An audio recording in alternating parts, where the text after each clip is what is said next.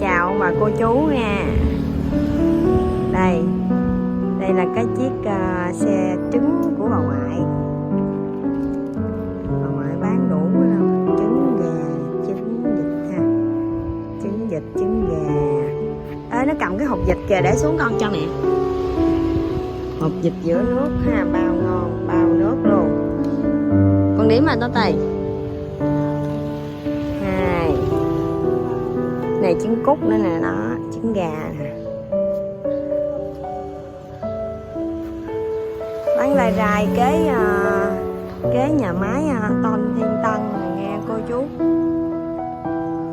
Ông bà cô chú có mua ghé ủng hộ ngoại con để sỉ và lẻ luôn nha. Sỉ giá cạnh tranh luôn, giá rất là mềm luôn.